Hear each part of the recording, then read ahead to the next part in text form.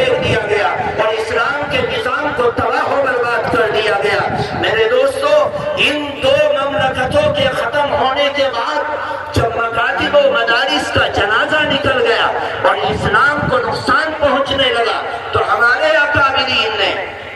ایک ایسا سسٹم بنایا جس کے ذریعے سے بادشاہ آئے یا چلا جائے، مملکت آئے یا چلا جائے، اسلام کا جھنڈا لہرائے یا نہ لہرائے، مسلمان اگر کسی ملک کے اندر، کسی خطے میں، جزیرے میں، پہاڑوں میں، دروں میں، بیابانوں میں، جنگلوں میں، جہاں جہاں بھی 4 مسلمان ہوں گے وہ اپنے قرآن کو زندہ رکھیں گے، اسلام کو زندہ رکھیں گے، اذان کو زندہ رکھیں گے، مسجد کو زندہ رکھیں گے، تعلیم و ثقافت کو زندہ رکھیں گے، نبی کی سنت کو زندہ رکھیں گے، نبی کے کردار کو زندہ رکھیں گے، نبی کی ناموس کو زندہ رکھیں گے، اسلام کی ثقافت کو زندہ رکھیں گے۔ انہوں نے کہا اے لوگوں، بادشاہ آتے ہیں، ان کے خزانوں کو لوٹ لیا جاتا ہے، ان خزانوں سے چلنے والے مکاتب تباہ ہو جاتے ہیں، مدارس کی درسگاہیں سونی پڑ جاتی ہیں۔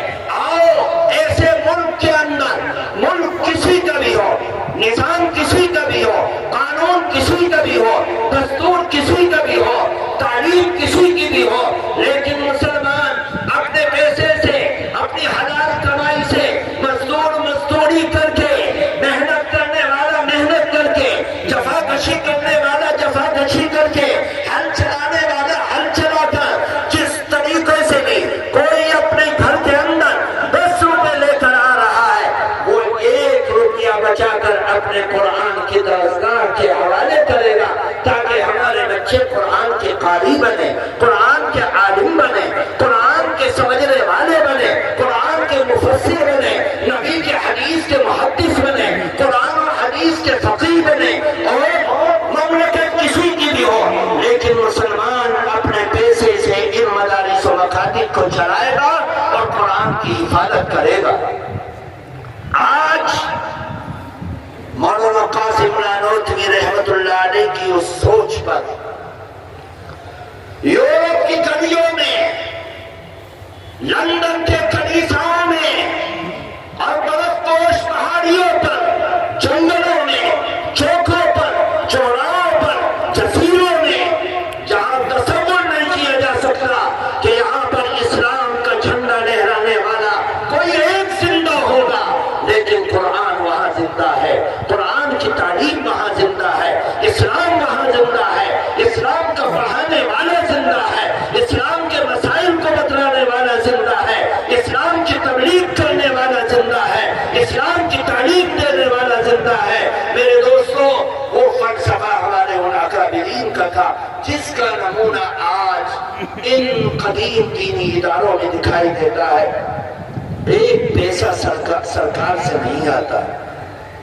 مزدوری کرنے والے مزدوری کر کے دیتے ہیں اور ان اداروں کو بناتے ہیں، ان کی حفاظت کرتے ہیں، ان کو سنبھالتے ہیں، ان کی پرورش کرتے ہیں، ان کو چمکاتے ہیں اور ان میں اپنے بچوں کو بھیج کر آبادی کا کام کرتے ہیں اور اپنے علم کو،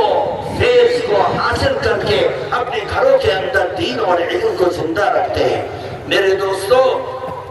اللہ تعالیٰ کا شکر ہے کہ اللہ تعالیٰ نے موقع دیا۔ جن علاقوں میں مدارس و مکاتب نہیں ہیں، ان علاقوں میں جا کر دیکھو، کوئی قرآن کا مسئلہ بتلانے والا نہیں۔ آج بہت سے ملک ایسے ہیں جن ملکوں کے اندر مدرسے کو بنانا جرم ہے، چلانا جرم ہے۔ کمیونزم نے روس میں آ کر امام بخاری کے مدرسے کو کالج بنا دیا، امام ابو داؤد کی درسگاہ کو اسکول بنا دیا اور ان مساجد کو مسمار کر کے استوا بنا دیے گئے اور ان مساجد کو میوزیم بنا دیا گیا۔ نماز پڑھنا جرم تھا، مسواک کرنا جرم تھا، قرآن پڑھانا جرم تھا، قرآن سیکھنا جرم تھا، حدیث کو بیان کرنا جرم تھا، سر پر ٹوپی رکھنا جرم تھا، مسجدوں میں اذانیں دینا جرم تھا۔ لیکن اللہ تعالیٰ نے ان 90 سال کے کمیونزم کے دور میں ان کے جنازے کو نکال دیا جو خدا کا جنازہ نکال رہے تھے، جو دعویٰ کرتے تھے کہ ہم نے اسلام کا جنازہ نکال دیا، آج ان کا نام لینے والا کوئی نہیں، ان کے جنازے اٹھ گئے۔ اسلام زندہ ہے، قرآن زندہ ہے، اسلام زندہ ہے، قرآن زندہ ہے، نبی کا نام بھی زندہ ہے، نبی کا کام بھی زندہ ہے۔ میرے دوستو،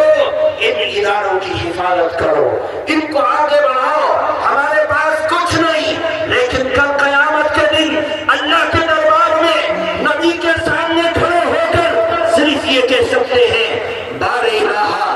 تیرے قرآن کی حفاظت کے لیے ہم کچھ کر سکتے تھے نہیں، اتنا ضرور کیا کہ ہم نے تیرے قرآن کی حفاظت کے لیے اپنے بچوں کے ذریعے سے، اپنے مال کے ذریعے سے، اپنے دھن کے ذریعے سے، اپنی جوانی کے ذریعے سے، اپنی قربانی کے ذریعے سے تیرے قرآن کی حفاظت کی ہے۔ بس ہمارے پاس کچھ نہیں ہے، صرف یہ ہے کہ ہمارے سر پر پگڑی بنتی ہے اس بات کی کہ ہم نے پیٹ پر پتھر باندھا اور قرآن کی حفاظت کی۔ ہماری عورتوں نے ایک ایک مٹھی آٹے کا نکالا اور قرآن کے پڑھنے والے بچوں کے لیے گڑھے میں مٹکے میں جمع کر دیا اور وہ مدرسے میں لے جا کر دے دیا۔ ہمارے مزدوروں نے ہل چلا کر محنت کر کے ایک ایک پیسہ اکٹھا کیا اور ان مدرسوں کے حوالے کر دیا۔ ایک ایک گاؤں کے اندر 10 مدرسے ہیں، ان مدرسوں میں پڑھنے والے بچے ہیں، پڑھانے والے اساتذہ ہیں۔ کون چلا رہا ہے؟ حکومتیں پریشان ہیں، کام کرنے والے پریشان ہیں، ایجنسیاں پریشان ہیں، اور ہمیں پکڑ پکڑ کر پوچھتے ہیں، پکڑاؤ پیسہ کہاں سے آیا، کاغذ دکھلاؤ، اکاؤنٹ چیک کرواؤ، اپنے اثاثے دکھلاؤ، اپنی زمینیں دکھلاؤ۔ ہم کہتے ہیں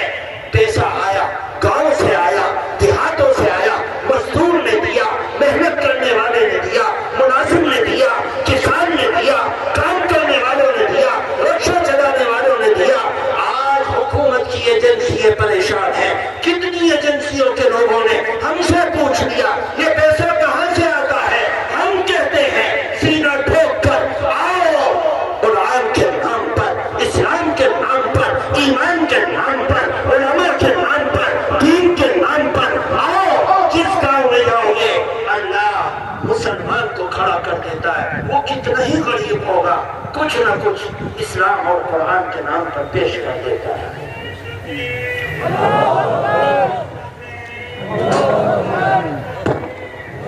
ہمارے پاس لمبے لمبے سجدے نہیں، یا اللہ ہمارے پاس ہماری سرزمین پر کعبہ نہیں، نبی کا روزہ ہم سے قریب نہیں، لیکن ہم یہ سمجھتے ہیں ہماری مغفرت کے لیے اور جنت کے درجات کے لیے ان قرآن کی درسگاہوں پر ہم داخل ہیں، اور ہماری زندگی اور ہماری جوانی اس پر کٹ رہی ہے۔ خدا کی قسم اور کچھ نہیں،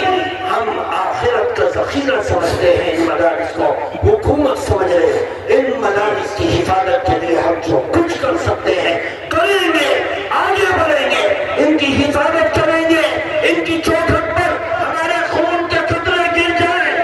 جائیں، ہماری گردنیں کٹ جائیں، ہم قرآن کی بھی حفاظت کریں گے، نبی کی بھی حفاظت کریں گے، نبی کے ناموس کی بھی حفاظت کریں گے۔ آج ایک سال کے اندر 3 ایجنسیوں کے لوگ آ گئے کہ ان مدارس کی چیکنگ کرواؤ۔ یہ پریشان ہے کہ پیسے کہاں سے آ رہے ہیں، کہاں سے فنڈنگ ہو رہی ہے۔ آؤ اس اسٹیج پر آ کر دیکھو فنڈنگ کہاں سے ہو رہی ہے۔ یہ کسان کے بیٹے، یہ ہل چلانے والے، یہ محنت کرنے والے، یہ مزدوری کرنے والے قرآن کی حفاظت کے لیے اپنی دھن کو دولت کو پیش کر رہے ہیں، اور ہر مدرسے کے اندر یہی رہتا ہے، یہی ہوتا ہے۔ اللہ تعالیٰ کہنے سننے سے زیادہ ہم سب کو عمل کی توفیق عطا فرمائے، اور ان مدارس و مکاتب کی حفاظت کے لیے اپنے جان، اپنے مال، اپنی عزت، اپنی آبرو، اپنی اولاد سب کچھ لگانے اور کھپانے کی توفیق عطا فرمائے۔ سبحان اللہ و بحمدہ، سبحان اللہ۔